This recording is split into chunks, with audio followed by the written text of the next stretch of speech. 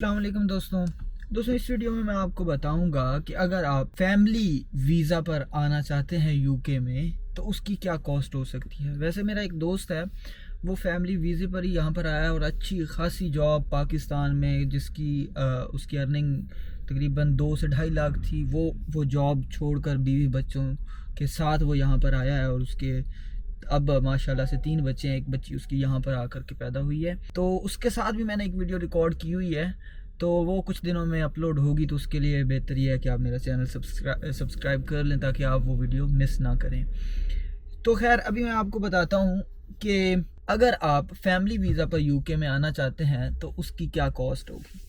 तो ये बात समझने से पहले मैं आपको बताता हूँ कि सबसे ज़्यादा जो कॉस्ट आती है, हम जो स्टूडेंट आते हैं हमें भी सबसे ज़्यादा जो मेनली कॉस्ट जिस चीज़ पे लगती है वो है स्पॉन्सरशिप कॉस्ट। और स्पॉन्सरशिप कॉस्ट मतलब कि जो हम यूनिवर्सिटी में एडमिशन गेट करते हैं उसकी जो कॉस्ट आती है वही मेन कॉस्ट होती है। तो इसी तरह अगर आप फैमिली वीज़ा पर यानी कि वर्क वीज़ा पर आना, फैमिली वीज़ा की जब बात करते हैं तो उसका मतलब ये होता है कि आप में से एक बंदा यानी कि आपकी बीवी या आप दोनों में से एक बंदा वर्क वीज़ा गेट करेगा।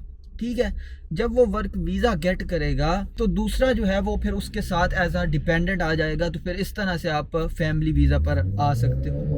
वैसे तो फैमिली वीज़ा की जब बात की जाती है तो उसका एक और मतलब ये हो सकता है कि अगर आपका कोई बंदा यहाँ का नेशनल हो और वो ऑलरेडी यहाँ पर हो, या नेशनल ना भी हो लेकिन वो ऐसे वीज़ा पर हो कि जिसमें वो स्पॉन्सर कर सके। अब हम स्टूडेंट जो है ना, हमारे लिए स्पॉन्सरशिप इन यूके वालों ने रिसेंटली ख़त्म कर दी है। 2024 से 2023 तक जो स्टूडेंट आए हैं वो अपने साथ स्पॉन्सर ला सकते हैं। तो बहरहाल सबसे पहले आपने क्या करना है कि आपने कोई वर्क वीज़ा जो है वो तलाश करना है। अब अगर तो आपको स्किल्ड वर्क वीज़ा ओरिजिनल वाला मिल जाए तो वो तो आपको बिल्कुल फ्री मिलेगा और आपकी जो कॉस्ट होगी वो काफ़ी कम हो जाएगी।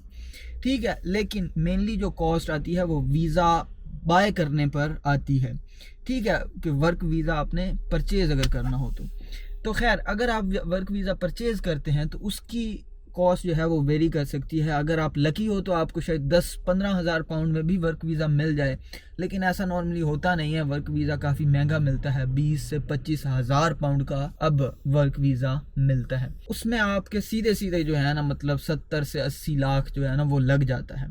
तो 70 से 80 लाख का आपने वर्क वीज़ा परचेज़ किया। ठीक है, जब आपके पास वर्क वीज़ा आ जाता है तो मतलब क्या है कि आपके पास स्पॉन्सरशिप आ जाती है। जब आपके पास स्पॉन्सरशिप आ जाती है तो अब लीगल तरीके से आप जाकर एम्बेसी में अपनी एप्लीकेशन फ़ाइल कर सकते हैं कि भाई ये मेरा वर्क वीज़ा लगा है और मैंने वहाँ पर जाना है काम करने के लिए। तो आप फिर साथ कहते हैं कि चूँकि ये मेरा हस्बैंड है या मेरी बीवी है और इसने भी साथ मेरे आना है और मेरे बच्चों ने भी मेरे साथ आना है, इन्हें मैं एज अ डिपेंडेंट अपने साथ लेकर जाना चाहता हूँ, इनका भी वीज़ा जो है वो प्रोसेस किया जाए। तो इसके बाद जो मेनली कॉस्ट होती है वो हेल्थ इंश्योरेंस की कॉस्ट होती है। वो 1 साल की हेल्थ इंश्योरेंस जो है वो अगर आपको वीज़ा 5 साल का मिल रहा है तो फिर आपको हेल्थ इंश्योरेंस 5 साल की पे करनी पड़ती है। और 1 साल की जो हेल्थ इंश्योरेंस है वो तकरीबन 5 से 6 लाख है। मुझे एग्जैक्टली अब अप टू डेट जो है अमाउंट वो मालूम नहीं है, शायद कुछ 1100 समथिंग पाउंड है। तो वो अपडेटेड आप जाकर इंटरनेट से सिंपल सर्च कर सकते हैं। तो वो कॉस्ट होती है। उसके बाद फिर एम्बेसी की कॉस्ट होती है जो कि इतनी ज़्यादा नहीं होती, मतलब 2 लाख में आपका वीज़ा फ़ाइल हो जाता है। और उसके बाद मतलब एम्बेसी की जो चार्जेस होते हैं वो तकरीबन 2 लाख होते हैं। उसके बाद आपकी टिकट की कॉस्ट होती है। तो खैर इन शॉर्ट में अगर आपको ये मुख्तसरन बताऊं कि कितनी कॉस्ट आती है फैमिली के साथ यूके में आने की, तो वो 1 करोड़ से लेकर के 1 करोड़ 10-15 लाख तक हो सकती है। तो ये खैर काफ़ी एक्सपेंसिव पड़ जाता है ये वीज़ा। बट वो खैर जो मेरा दोस्त है उसके साथ मैंने ये सारी चीज़ें डिस्कस की थी कि क्या ये रियली वर्थ इट है। खैर वो आप जब वीडियो देखेंगे तो आपको उस वीडियो में अंदाज़ा होगा कि क्या आपको वाकई ही वर्क वीज़ा पर आना चाहिए या नहीं आना चाहिए। तो मज़ीद इंफॉर्मेटिव वीडियोज़ को देखने के लिए मेरे चैनल को सब्सक्राइब करें और मेरे साथ रहें।